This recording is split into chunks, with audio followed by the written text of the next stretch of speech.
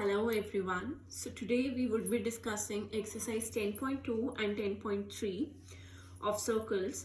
So starting with the first question, it states that recall that two circles are congruent if they have same radii. Okay. So now what you need to prove is the second part. Prove that equal chords of congruent circles subtend equal angles at the center. Now, if the circles are congruent, they can be placed easily on one another. As you have studied about congruency in triangles, if two triangles were congruent, they were equal in shape and size and they could be easily placed over one another. So now in this question, chords of a congruent circle. So we assume that this is one circle and the circle that is congruent to this is placed on it, okay? So you need to prove that equal chords. So we'll take two chords PQ and RS of congruent circles subtend equal angles at the center. Fine. This is similar to the theorem we discussed in the last video, that was equal chords subtend equal angles at the center. So what you'll do is, again you'll take PQ and RS are given to you equal. You need to prove angle 1 is equal to angle 2. So you'll take two triangles POQ and ROS and then you'll prove them congruent as shown. I'm not discussing this in detail because all this has been discussed in the previous video. Fine. So you can go through it also. So once you prove triangle POQ and ROS as congruent, you'll see that POQ is equal to ROS by CP CT. Thus, you just proved that the equal chords that were PQ and RS are subtending equal angles at the center. That is angle 1 and angle 2. Similarly, your question number 2 is converse of the theorem 1.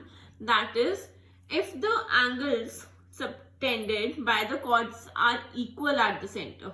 Fine. If the angles subtended by the chords at the center are equal, then the chords would be equal. So now vice versa of the first question is given to you, that is angle 1 is equal to angle 2 and you need to prove PQ equals to RS. So basically your question 1 and question 2 of exercise 10.2 are the theorems 1 and 2 that were discussed in the previous videos. So moving on to 10.3.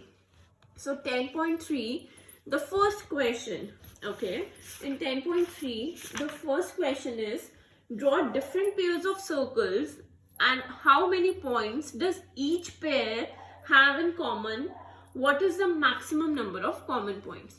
So see here, there are different cases. First is case 1, when there are two different circles with two different centers O and O dash, and they are not at all joining at any point. So they have no point in common.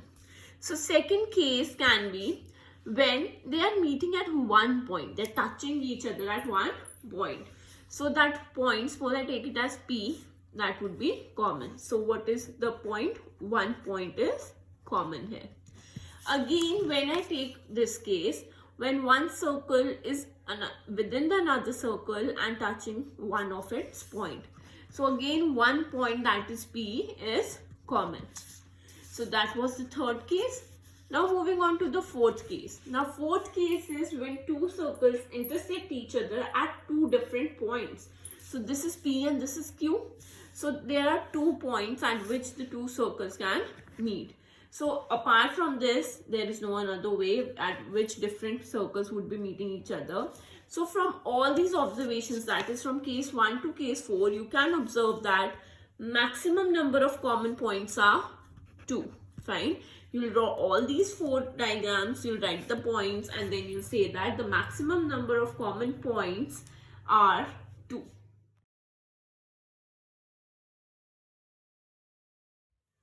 So moving on to question number 2, it is given, suppose you are given a circle, you need to give a construction to find the center. So what you are given? A circle. So what you will draw first is you will draw a circle. Suppose this is a center.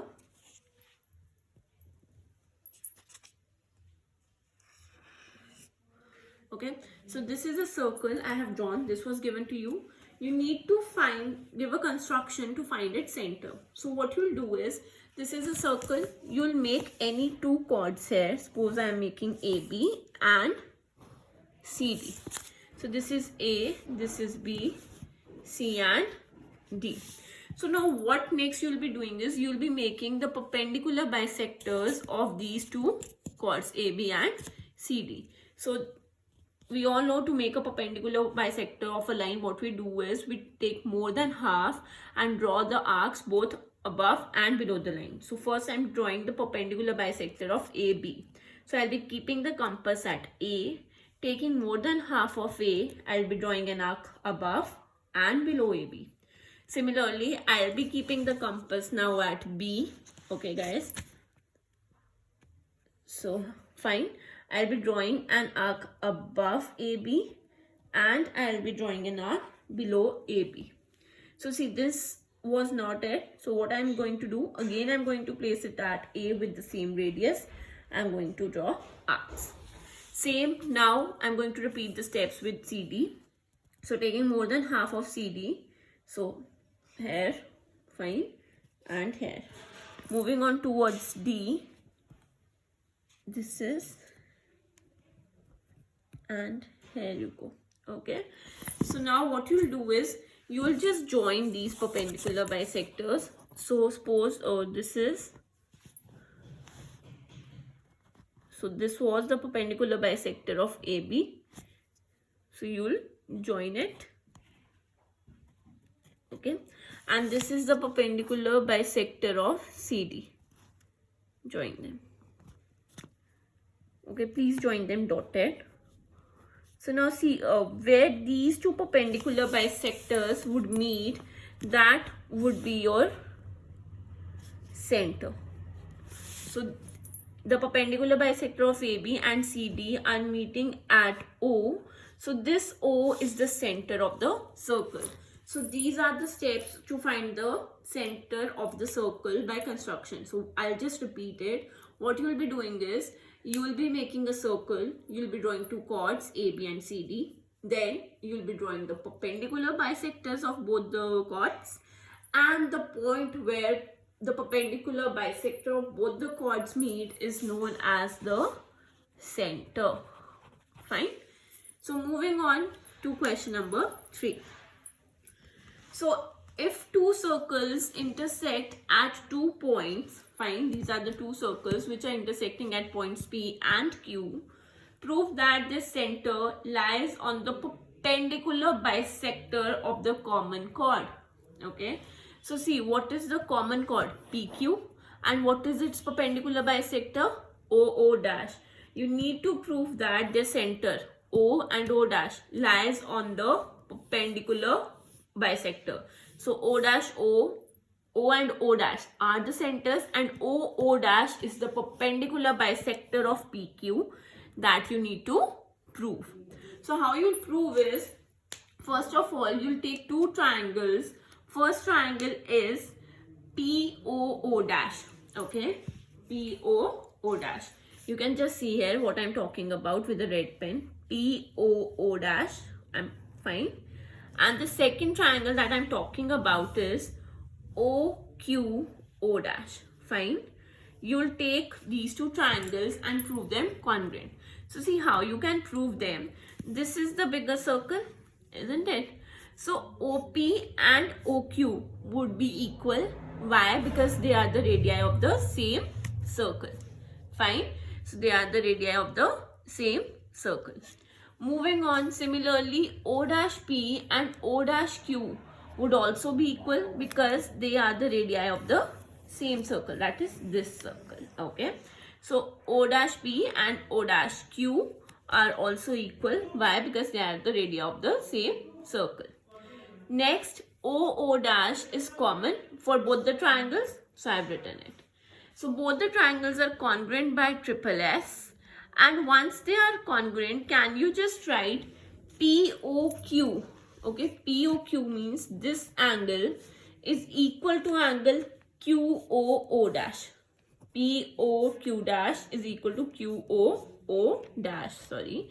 So by CP, CT. So the angle is angle POQ,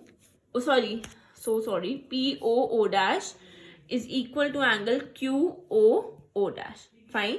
So these two angles are congruent by CP/CT.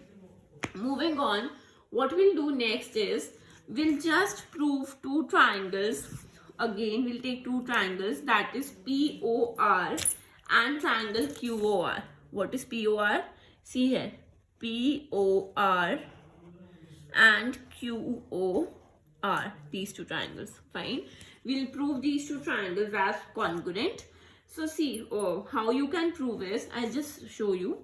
OP is equal to OQ, isn't it? Radii of the same circle. Angle POO dash is equal to angle QOO dash. That is angle 1 is equal to angle 2. Just proof, isn't it? You just proved it right now. And OR is equal to OR common. Fine. So both the triangles would be congruent by SAS. So once they are congruent, you can just write angle PRO and angle QRO. Okay, PRO and QRO are equal by CP/CT. Fine. Here it is. You can just have a look of it. Okay, so in triangle POR and QOR, OP equals to OQ. Just showed you that they were the radii of the same circle. Angle POR equals to angle QOR, proved above. OR is equal to OR common, congruent.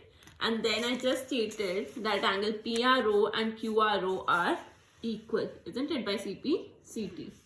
But they form a linear pair. As you can clearly see, these PRO and QRO are forming a linear pair. That is 180-degree angle. So just wrote it down there. So angle PRO instead, now see, QRO and PRO are equal. So in place of QRO, I have written PRO.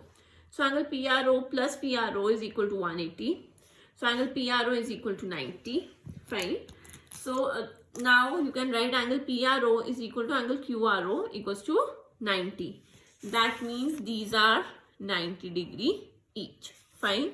So when they are 90-degree each, you can clearly say that this is O, both the angles are 90 na, OO dash, or you will say OR is the perpendicular bisector of PQ, and when extended you'll say that OO dash is the perpendicular bisector of PQ. That was all you need to prove. So in short, I'll just tell you what you need to do in this question. First, you'll take OPO dash, then you'll take OQO dash. You'll prove these two triangles congruent, and then angle 1 would be equals to angle 2 by CP/CT. Second step, you'll take triangle POR and angle triangle QOR. You'll prove these two congruent, that would be by SAS, and then you'll take angle 3 and angle 4 equal by CP/CT.